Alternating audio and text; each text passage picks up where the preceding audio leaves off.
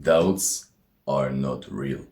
Whatever doubts you have in your head, they are fake. They are not real. I was once with a girl at dancing classes. I asked her out for prom, and in order to dance at the prom, we did like dancing classes in school. So it was our last day of dancing classes. I think there were like 3 days of dancing classes. And I wanted to finally ask her out on a date, like to meet outside of dancing classes, outside of school and all this stuff. So I go up with her to her car at the parking lot. I don't even have my car there, so I don't even have to go there, but I am still going there. And we stand in front of her car and like I'm talking with her, I'm joking around. I'm like, yeah, what's up, what's up? What are you doing on Wednesday? Because I go to this event, you should go with me. And he was like, I cannot go with you. Of course, I asked why. She said, I go to work with my dad, and so I can't. And I was like, okay. You know, there's nothing wrong with it that she had plans. But I could tell that obviously she was lying. Like, obviously she didn't want to say like, hey, I don't want to go with you. She just said like, hey, I am doing something with my dad, so my dad is obviously more important, so I hope you understand. I don't want to reject you so directly, but I'm rejecting you right now. On my way home, I had this feeling like I swallowed a stone and it stuck in my throat and in my chest. Because I knew like she was lying. Like, of course, on the one side, yeah, she rejected me, but on the other side, like she lied to me basically. And for the whole day, I felt terrible. I was like shattered. I started literally doubting myself. I had even, at this day in the evening, I had a concert with my mom.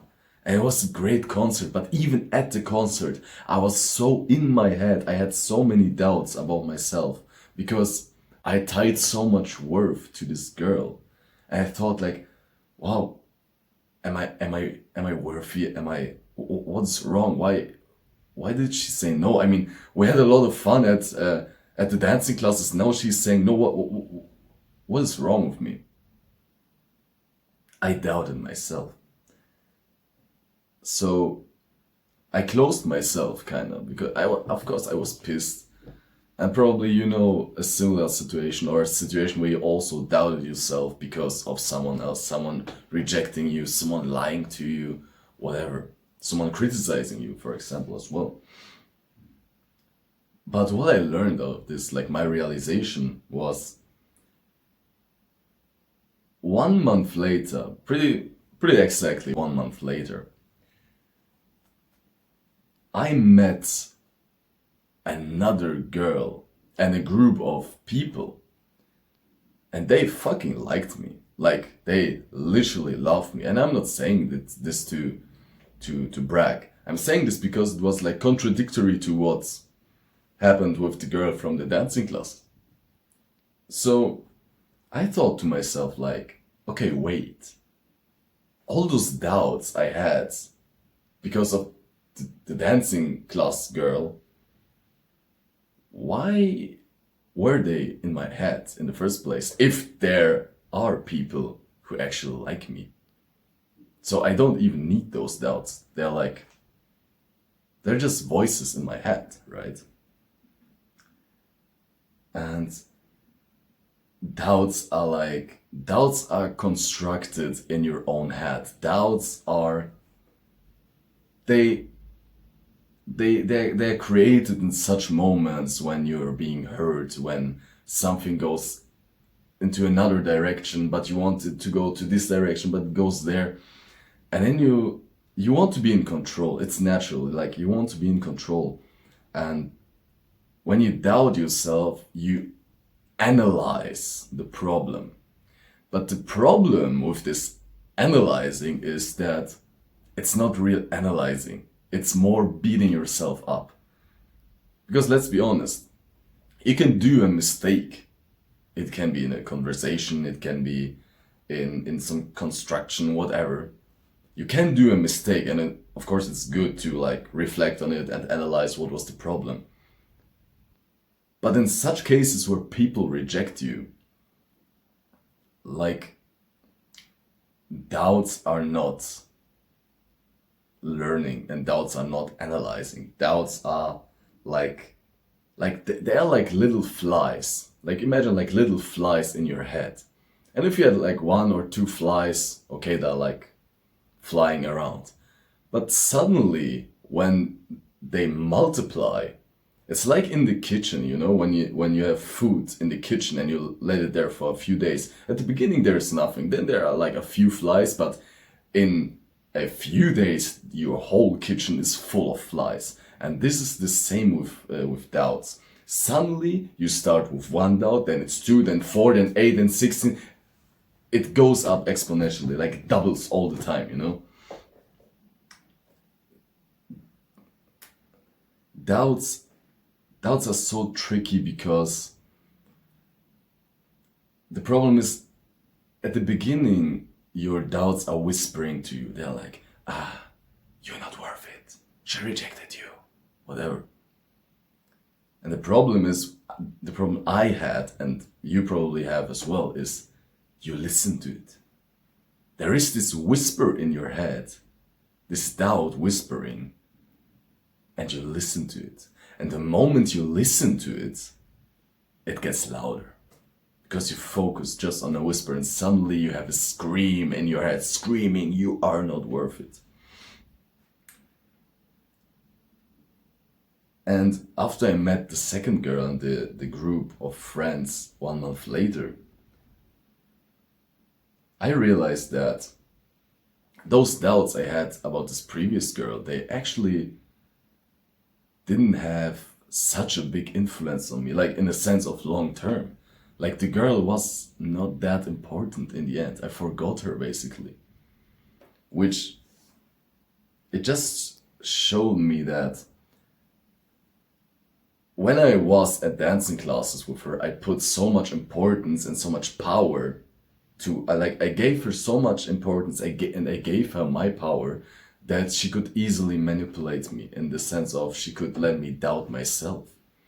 But 1 month later, when people, when I met people who appreciate me, I completely forgot all those doubts because I had proof right in front of me that people actually can like me and that I am actually worth it. And this is what I want to say. Proof. You need undeniable proof that you are worth it. Because you will, I would argue that you will always doubt yourself in situations. I doubt myself as well in some situations. But the key is to literally have undeniable proof in your head around yourself that where you can anchor yourself, where you can tell, okay, here's the doubt whispering, but here's my proof. And I know this doubt is not real. This doubt is a fake constructed thought in my head, which is provoked by some situation. But I have this proof I can touch. I have those situations, I have those people, those moments, those beliefs about myself that are proof enough for me that I know that I don't have to doubt myself. I know that I can do it. I know that I'm worth it. And that's the key. Your self-perception in your mind has to be stronger than those doubts. Because when you give attention to those doubts, as I told you, when you give attention to them, they will get louder, louder, louder. Louder, louder, louder. Undeniable proof. How do you build this undeniable proof? Well, the one thing is, don't give attention to those doubts. When a doubt arises, when you think to yourself, like, she rejected you, you're not worth it, whatever. Just literally tell yourself, okay, this is a doubt. This doubt is not real. This message is not real. I will ignore it.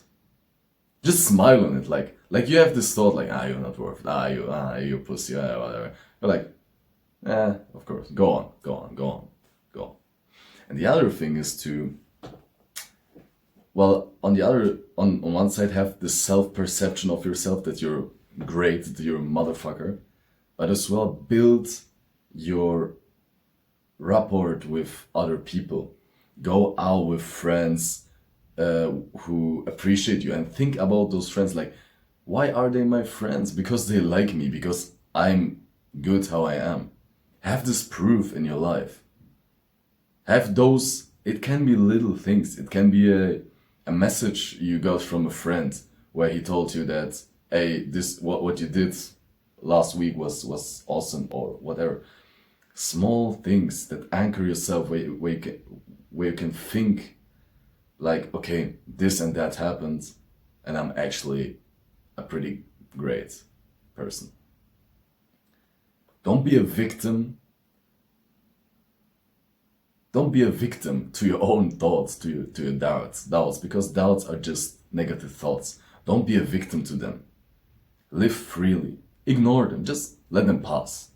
Let them pass. Anchor yourself in undeniable proof you have, or you're starting to build, and live your life freely. When you want to do it, just do it. When you want to say something, say it. When you want to be yourself and express yourself, do it.